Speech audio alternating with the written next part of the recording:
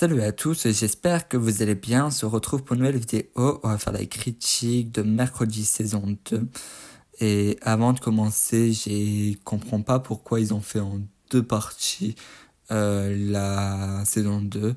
Même si je sais exactement pourquoi ils l'ont fait, mais c'est complètement embêtant. C'est pour ça que j'ai pas fait de critique de la partie 1 parce que je veux tout mettre en place sur les deux parties et que ça évite de faire une coupure et de faire deux vidéos. Je vais en faire une vidéo pour deux parties et d'en faire deux vidéos pour chaque partie. Je trouve que c'était plus logique, comme ça on parle de tout et comme ça reste, les deux parties sont ensemble et voilà, c'est l'histoire elle est complète avec ces deux parties, ben c'est plus logique. Nous retrouvons mercredi qui va retourner à Nevermore après avoir passé des vacances un peu mouvementées où elle a été dans une maison d'un tueur en série. Voilà. Et mercredi, retour à Nevermore. Cette fois-ci accompagné de son petit frère Pugsley qui lui aussi va faire son entrée à Nevermore.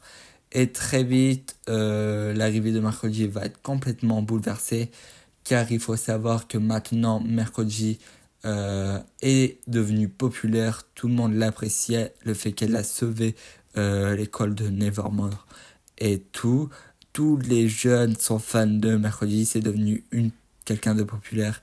Évidemment concernant mercredi ça lui plaît pas du tout et on va évidemment suivre mercredi qui va faire face à une nouvelle enquête car des morts dans la forêt viennent perturber l'accueil de mercredi à Nevermore. Des espèces de corbeaux qui s'attaquent à des anciens policiers et certains morts au fil et à mesure.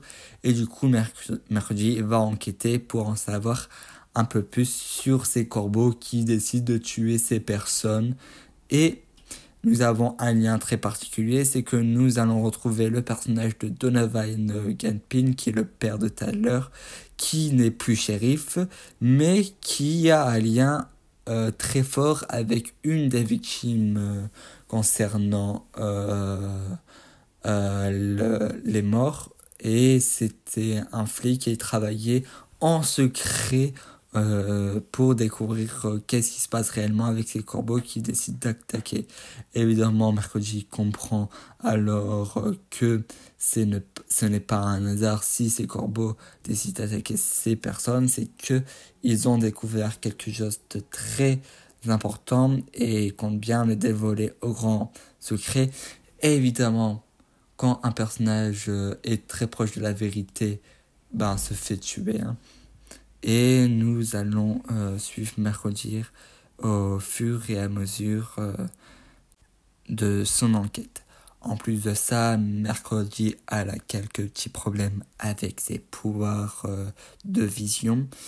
Il se passe des choses pas très sympas avec ses visions et elle va avoir une vision. À un moment donné, elle est avec Enid, elle a retrouvé Enid, on retrouve Eugène, on retrouve Ajax, Bianca, tous les anciens élèves et certains nouveaux élèves. On en parlera après. Et elle va avoir une vision d'Enid qui va être morte à cause de mercredi. Et évidemment, mercredi va tout faire pour sauver Enid et éviter que la vision se réalise. Bien évidemment, elle va pas dire à Enid qu'elle a une vision de sa mort prochaine, car elle sait très bien qu'Enid pourrait paniquer si elle apprenait qu'elle devrait mourir. Alors évidemment, elle va pas lui dire, mais ce qu'il va faire, qu'elle va avoir des petits malentendus avec Enid. Et en première partie, c'est assez compliqué la relation mercredi et Enid. Bon, mercredi va continuer à faire ses recherches pour savoir qu'est-ce qui se passe auprès des corbeaux et elle va aller voir Taylor qui est en hôpital psychiatrique adapté à des monstres qui est à Willow Hill et elle va aller voir Taylor, elle va demander pas son aide mais elle va essayer de savoir s'il est au courant de quelque chose ou pas du tout. évidemment, Tyler, en voyant Mercredi, va menacer de mort Mercredi et Enid. Il est très vénère concernant Mercredi et Enid et tout tralala. Et il a envie clairement de se venger. Bon, bref. Et du coup, Mercredi va aussi faire son enquête concernant Willow Hill. Pourquoi cet endroit existe, etc. Et elle va apprendre davantage sur le fait qu'il y a un projet qui s'appelle Louis, ou une personne, elle ne sait pas que c'est un projet, mais il y a un truc qui s'appelle Louis qui est très important, et on va découvrir un peu plus. Bon, voilà. Et du coup, la première partie, c'est vraiment Mercredi qui essaye de trouver des choses. On a aussi d'autres choses importantes comme Paisley, qui est le colocataire de Eugène et qui, lors d'une histoire d'Ajax, qui est maintenant lui qui gère les chambres, etc., Ajax va raconter une histoire qui s'est passée ici à Nevermore. Et en gros, c'est un jeune homme qui faisait des choses et tout. Un jour, était très malade et il va faire une invention. Son truc va exploser, etc. Et près d'un arbre, vous pouvez attendre son cœur battre. Et du coup, Paisley va décider de se rendre à cet arbre où Ajax a raconté l'histoire. Et il s'avère qu'il va attendre la voix. Et par accident, il va ressusciter un espèce de zombie, la personne qui est morte. Et Pugsley va le prendre comme son meilleur ami, etc. Et va décider de le garder et d'en parler que avec Eugène. Voilà. Bon, bref, et il va donner un nom du nom de Slurd et il va se passer des choses un peu bizarres avec ce zombie. J'en dis pas plus parce que le zombie a une chose très importante. Ensuite, concernant Morticia, elle va décider de s'installer à la maison de Mountain Inn, qui est Lorraine Gates, la méchante de la saison 1 de Mercredi.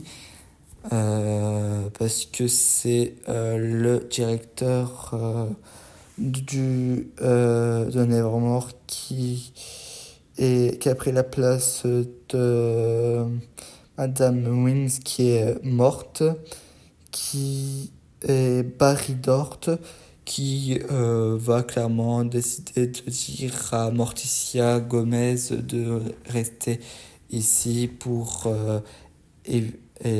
surveiller le Mercredi et Pugsley, voilà. Et Morticia va accepter, comme ça sera plus proche de sa fille et son fils, même si, bon, Pugsley, on s'en fout un petit peu, on va pas se mentir. Il y a plein de petits quêtes secondaires dans cette partie 1 et dans cette saison 2. Et on va apprendre davantage sur Morticia, Gomez, etc.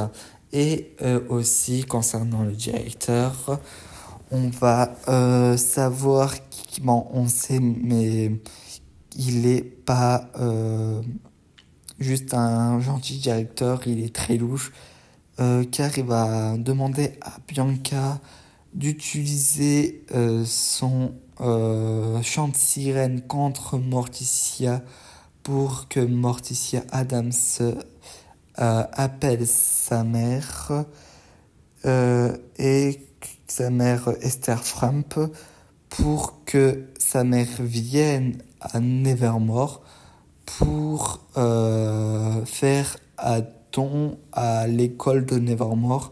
Sauf que Morticia sait très bien que sa mère ne fera jamais de don pour Nevermore. Et encore moins, elle veut pas appeler sa mère parce qu'elle n'est pas en très bon terme avec sa mère. C'est pas logique. Et en fait, il va faire du chantage à Bianca Barclay. Et Bianca Barclay va devoir travailler pour Barry Dort. Alors, on comprend qu'il n'y a pas de choses très importantes.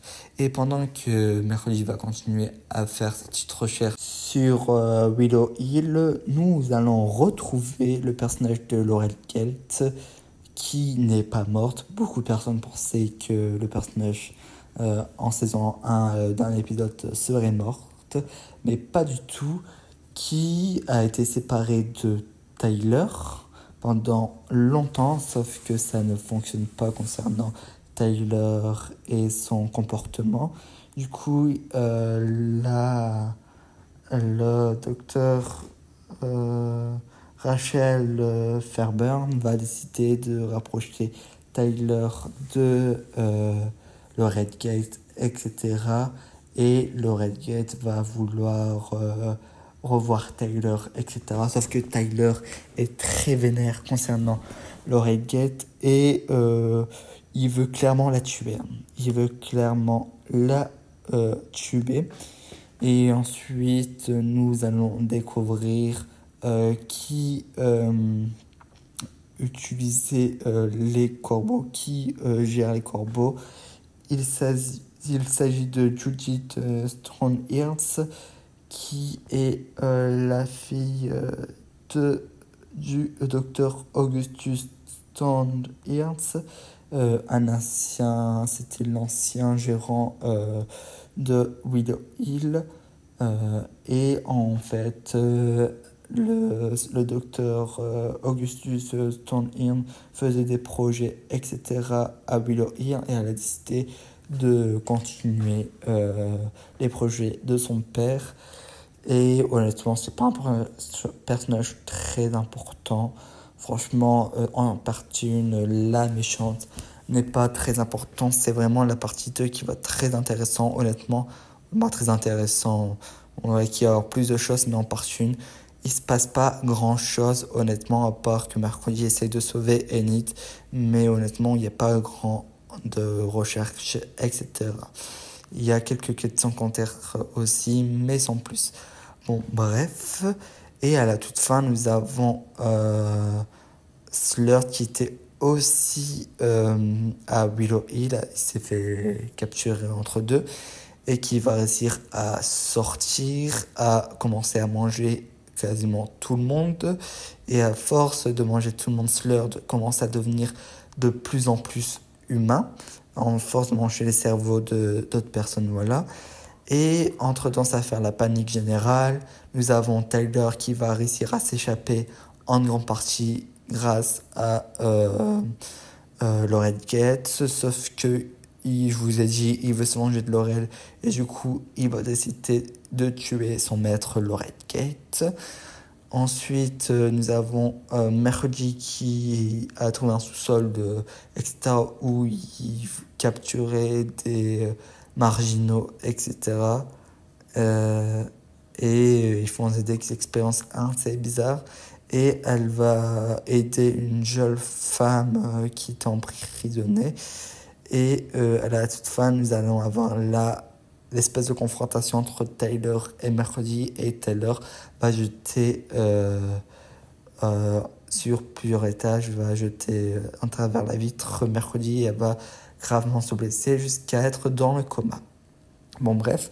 Ensuite, on est en partie 2. Et là, Mercredi se réveille de son coma. Sauf que elle va faire face à Mademoiselle Wins qui va devenir sa guide spirituelle. Évidemment, Mercredi n'a toujours pas retrouvé ses pouvoirs de vision.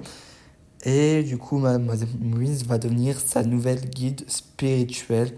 On va apprendre que c'est pas parce que elle ne fait pas partie de la famille Adams qu'elle peut pas être sa guide spirituelle. Bon, c'est juste pour que l'actrice revienne, hein. Honnêtement, c'est juste pour qu'elle revienne, mais sinon, il n'y a pas grand chose à dire. Mercredi, maintenant, elle sait que Tyler est en liberté. Elle va tout faire pour le retrouver. Nous avons en liberté Tyler, Slurp, le zombie de Pugsley. Et nous avons la femme que Mercredi a sauvée. Et on va très vite comprendre que la femme que Mercredi a sauvée est rien d'autre que Françoise, la mère de Tyler Gapin. C'est-à-dire que on sait que c'est un Hyde, même si on la voit pas, on sait que voilà, c'est la mère de Tyler, du coup, c'est la fameuse Hyde. Normalement, elle est soi-disant morte, mais au final, elle n'est pas morte. Voilà. Ensuite, nous allons mercredi qui va essayer de faire une potion pour qu'elle devienne la maître de Tyler, car évidemment nous allons apprendre que voilà, Tyler n'a plus de maître et les mâles Hyde n'arrivent pas à vivre sans maître. Les femelles arrivent plus à vivre sans maître que les mâles, et très vite, si Tyler ne trouve pas de maître, il va commencer à voir des espèces d'hallucinations, etc., jusqu'à mourir après. Voilà, Tyler est au plus mal possible. Et alors que Mercredi a fait tout un plan pour que voilà, Tyler vienne jusqu'à eux, elle est prête à devenir le maître de Tyler, sauf que la mère de Tyler qui s'est transformée en Hyde voilà, va s'interposer entre deux et elle va s'occuper de Tyler, etc.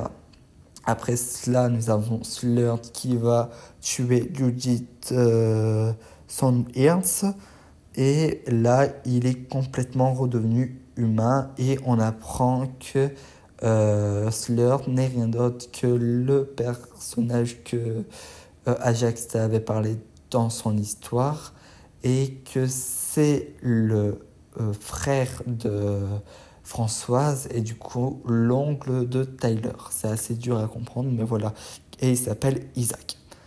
Voilà, on va savoir qu'il s'appelle Isaac car c'était l'ancien meilleur ami de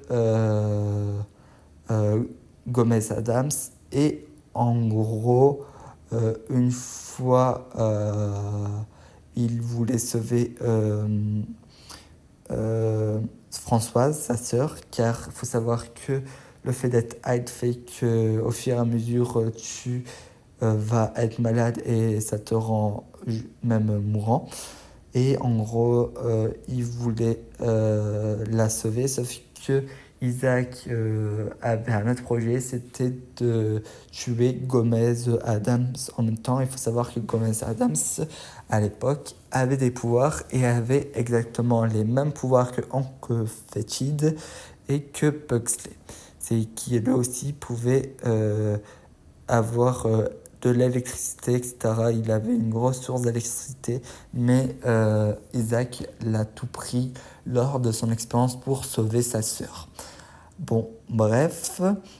Ensuite, nous allons continuer avec Mercredi qui essaye de sauver Enid, etc. Nous allons avoir dans cette deuxième partie la grand-mère de Mercredi qui s'appelle Esther Frump, qui va être là, qui va guider Mercredi, qui va dire si elle veut essayer de retrouver son nom de pouvoir, faut qu'elle va une espèce de ton formuler une espèce de formule, et voilà. Et du coup, nous avons Mercredi qui va aller à ses temples pour formuler son truc, pour essayer de retrouver son don de voyance. Elle va faire face à Rosalind Rothwood, qui est rien d'autre que Lady Gaga. Et en gros, c'est une colombe, Rosalind Rothwood. Et au moment où elle allait réussir à avoir son don de voyance pour quelque temps, Enid va s'interposer et ça va briser la malédiction.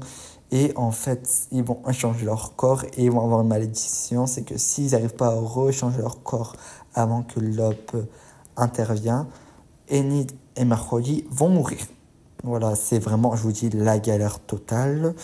Ensuite, nous allons continuer avec Tyler, Isaac et Françoise Isaac va essayer de sauver Françoise, la mère de mercredi, etc.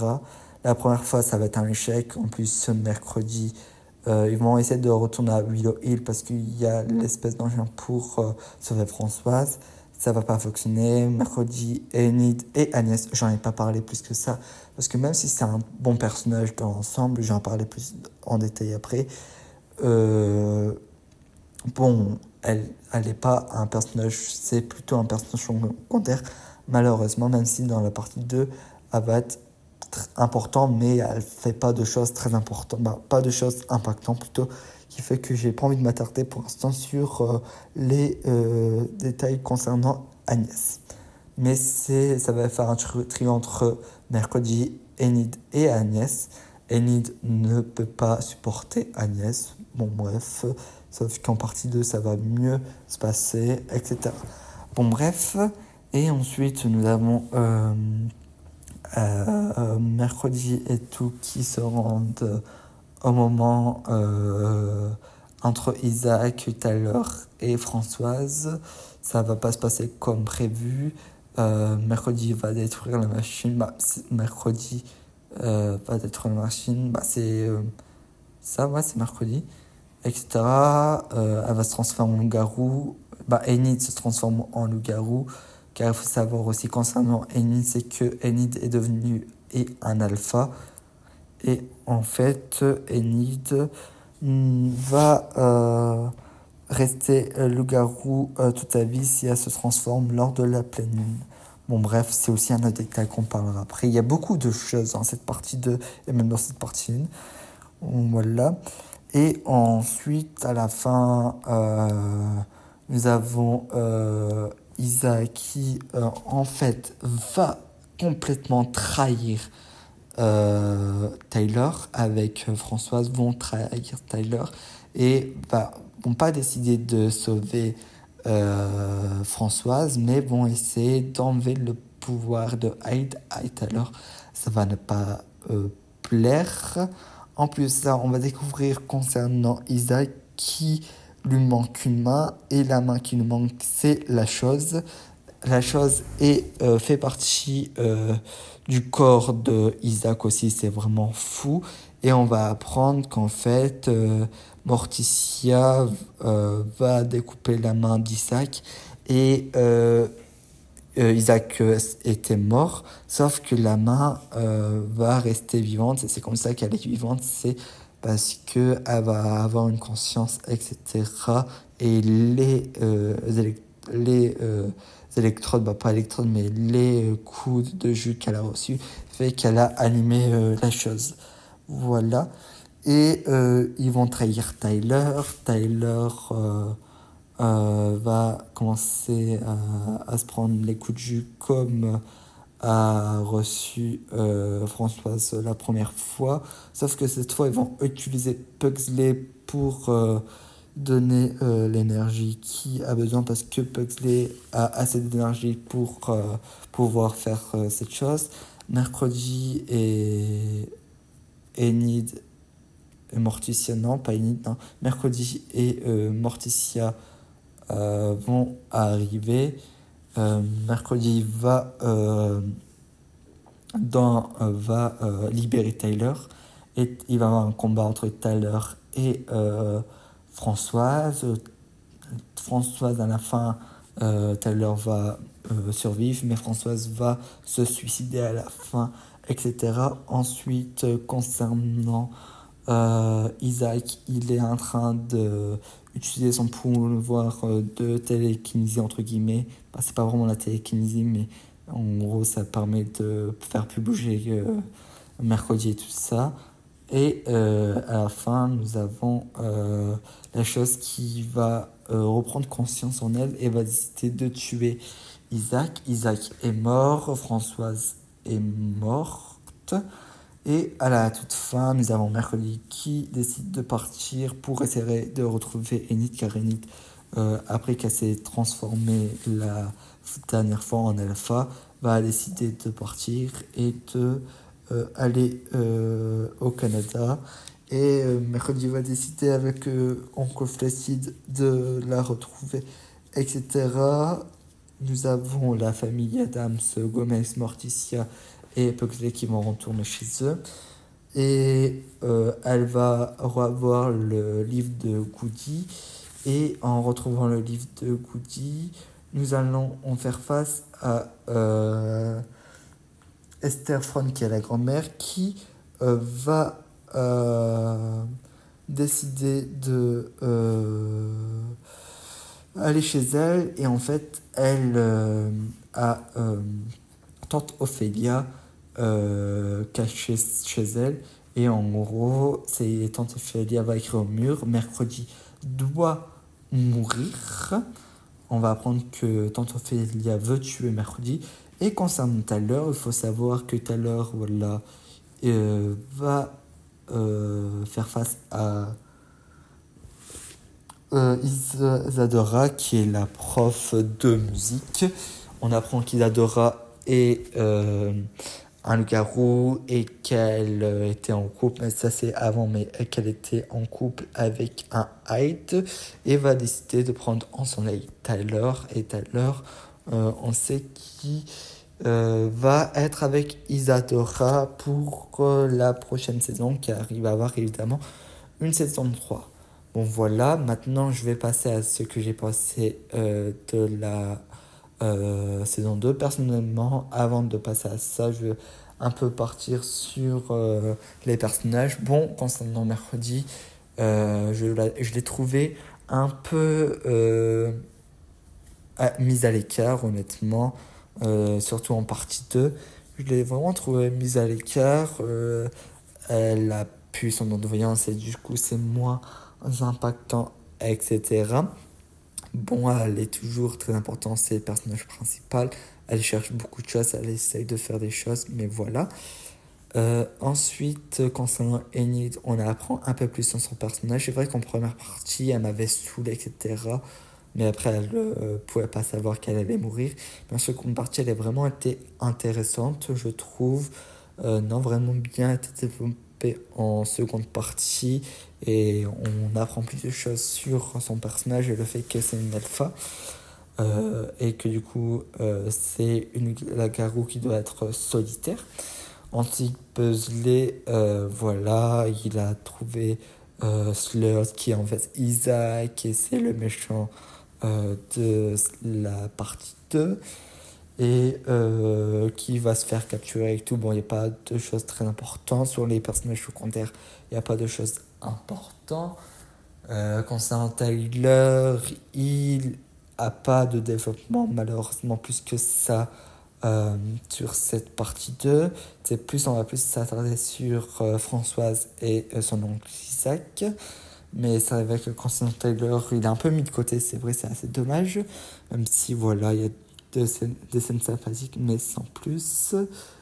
Ensuite, on va apprendre un peu plus sur Barry Dort. On va apprendre que c'est lui qui a créé Morning Song, etc. C'est grâce à lui que Morning Song existe malheureusement. C'est pour ça qu'il est accro à l'argent et c'est pour ça qu'il demande à Bianca et qu'il y a un espèce de truc qui contre le champ de sirène de Bianca. Il va pas être très plus utile que son directeur, c'est juste un méchant directeur. Et il a formé entre guillemets Gideon, mais bon, Gideon c'est un personnage secondaire qu'on n'a pas plus d'avantage, on s'en fiche concernant ce personnage. Concernant Bianca, va avoir un rôle plus important qu'en saison 1 sur le fait qu'elle doit elle est menacée par Barry Dort et que du coup elle doit embêter la famille Adams à avoir un lien très important lors de cette saison 2. Ajax ne sert à rien, malheureusement Eugène c'est pareil. La chose va avoir une histoire importante avec Isaac et c'est sympathique de savoir un peu plus concernant la chose et sur ses origines. Madame Wins va revenir en tant que guide spirituel de mercredi. Euh, Laurel Jets va servir juste de caméo, va mourir par Taylor. Donc Fetid, voilà, il va juste venir pour caméo. On va prendre sur Rosalind Rosewood, qui est jouée par Lady Gaga, qui est une ancienne professeuse de Nevermore. Et après, non, on n'en sait pas plus pour les autres personnages. Non, je pense que j'ai fait le tour concernant les personnages. Et aussi, bon, les trucs qui étaient un petit peu embêtants, c'est que nous avons très peu de passages entre Taylor et Mercredi. C'est vrai, c'est assez dommage. Surtout que Jenna Ortega dit qu'elle ne voulait plus d'amourette par rapport à la saison 1. Et non, il y a quelques petits regards entre les deux personnages qui nous disent que voilà, les deux s'apprécient toujours, même si ils n'arrêtent pas de nous dire qu'ils se détestent. Les deux personnages, on voit clairement qu'ils s'apprécient toujours, et il y a certains passages où on voit Taylor très triste, et il y a le passage aussi où Mercredi décide de libérer Taylor alors qu'elle pouvait clairement le tuer. Après, non, il se passe pas grand chose concernant les personnages. Et maintenant, je vais passer à qu'est-ce que j'ai pensé de la saison 2. Personnellement, j'ai pas du tout apprécié cette saison 2. J'ai pas été dedans.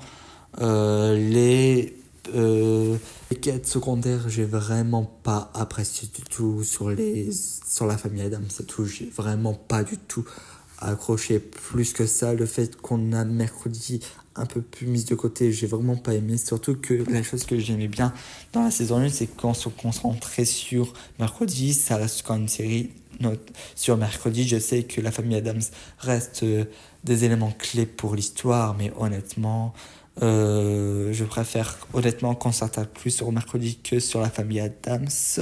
Même si ça me dérange pas qu'ils sont là, mais je trouve qu'on s'attardait un peu trop sur ces personnages. Je préférais comme en saison 1, où on les voyait de temps en temps quelques épisodes, mais sans plus, mais pas chaque épisode. Je trouvais ça lassant. Les quêtes secondaires, comme je l'ai dit, j'ai pas aimé. Le fait qu'on nous a teasé comme quoi ça allait être plus gore, et au final, je suis désolé, mais c'est rien à voir de plus gore avec la saison 1. Il y a peut-être la première partie, quelques épisodes, peut-être l'épisode 1, et encore, c'était un peu plus gore. Mais sinon, le reste, ça reste très enfantin. C'est pour un public ado, jeune, adulte. Parce que vous n'allez pas me faire croire que Mercredi est son délire K-pop, même si on sait que c'est Enid qui est dans le corps de Mercredi, et Mercredi est dans le corps de Enid, voilà. Et aussi, je suis désolé, mais la scène de danse de Enid et de Agnès, bon, voilà, ça fait très enfantin. On nous avait dit que oui, ça allait être plus gore et tout. Bon, on nous a menti, c'est pour ça que je suis quand même déçu, c'est que je trouve qu'on nous a fait tout un plat, et on a bombé le torse en disant, vous allez voir, c'est beaucoup plus gore, et tous les trucs de romantisme, on le met de côté. Au final, j'ai l'impression que je me suis fait face à une grosse arnaque. Euh, Ensuite, non, c'est pas plus gore que cela.